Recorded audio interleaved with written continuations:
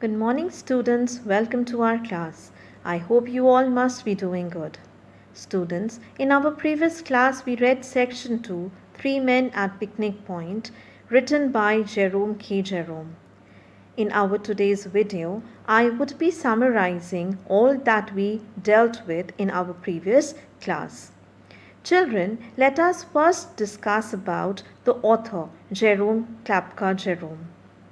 Jerome Klapka Jerome was born on 2nd May 1859 in Staffordshire, England.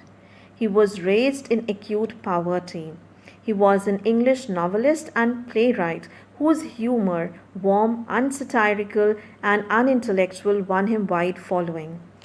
He, at the age of 14 years, left school and started working as a railway clerk, then as a school teacher, an actor, and a journalist in order to support his poverty stricken family. His first book, On the Stage and Off, was published in 1885, but it was with the publication of his next books, The Idle Thoughts of an Idle Fellow in 1886 and Three Men in a Boat 1889, that he achieved great success. Both books were widely translated. Three Men in a Boat is a comic travelogue, an amusing account of a boat trip with two friends down the river Thames along his dog Montmorency. In its first 20 years alone, the book sold over 1 million copies worldwide. It has been even adapted to films, TV and radio shows, stage plays, and even a musical. The lesson, Three Men at Picnic Point, is actually an extract which is taken from the same novel.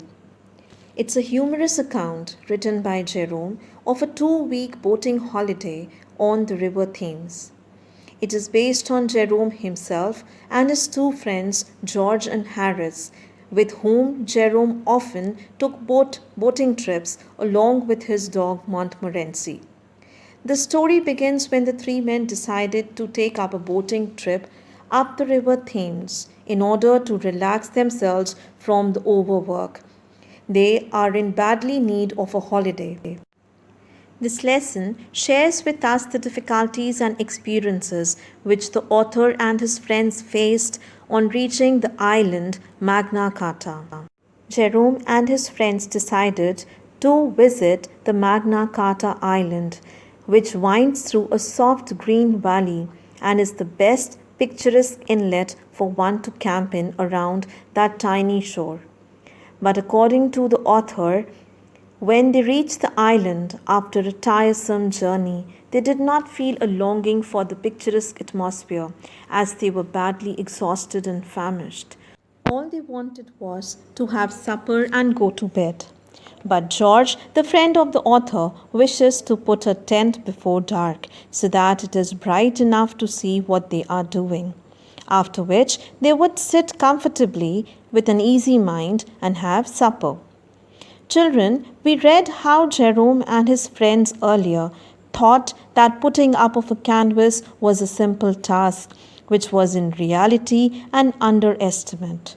The putting up of a tent was the most tedious job one can ever think of. The three friends faced lots of difficulties while placing hoops into the sockets, as the hoops were particularly ill fitted ones. They struggled hard for quite a long time. The three friends had to practically wrestle with the side hoops to get them fitted on the boat. Finally, after a long time, they managed to fix the arcs into the hoops. But now the task at hand was to cover the boat with the canvas. George unrolled the canvas and fastened one end over the nose of the boat, while Harris stood in the center waiting for his chance to take it from George and pass it to the author Jerome. And Jerome patiently waited by the stern for his chance to come. Children, George did his part fairly well, but when the canvas came to Harris, he bungled it. He got wrapped round and tucked in and folded over and could not come out of it, though he struggled hard and instead of coming out of it, knocked over George, and he too got entangled and rolled up. Jerome and his dog stood there and kept watching the entire spectacle as the canvas violently jerked and tossed about pretty considerably. Finally, Harris and George cried out for help. Then the three of them, after half an hour's hard work, were successful in putting up the canvas, after which they decided to have supper. They had also put the kettle on the stove to boil and pretended as if they didn't keep anything for boiling and set out to work and getting other things out, as that is the only way or the trick to make tea in a river. The more you ignore the things will happen soon. Children, their trick did work out. Until the time they were all set to have supper, the tea was also ready. For 35 minutes till the time they had supper, not a single word was either spoken by any of them or was heard. Only the sound of the cutlery and crockery and the grinding of molars, that is, the chewing sound, could only be heard. After they are full, all the three friends, Jerome, Harris, and George, threw their plates on the bank of the river and showed signs of contentment and spread their legs out.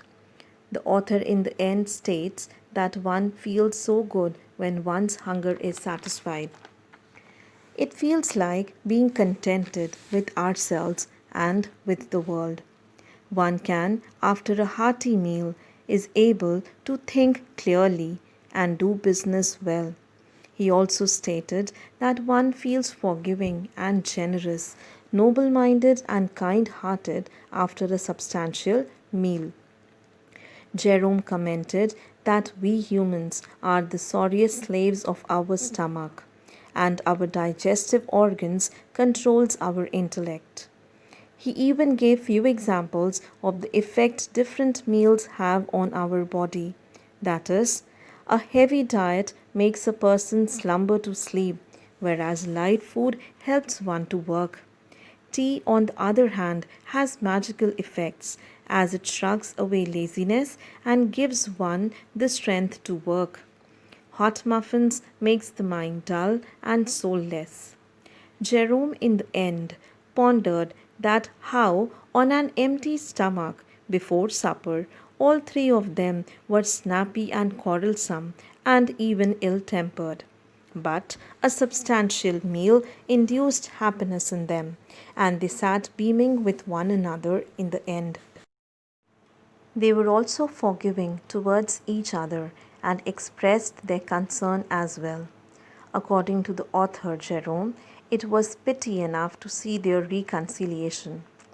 Alright, children, here we have discussed the entire section at large. I would be sharing the written work for the same in your class groups. Thanks for watching. Goodbye. Take care.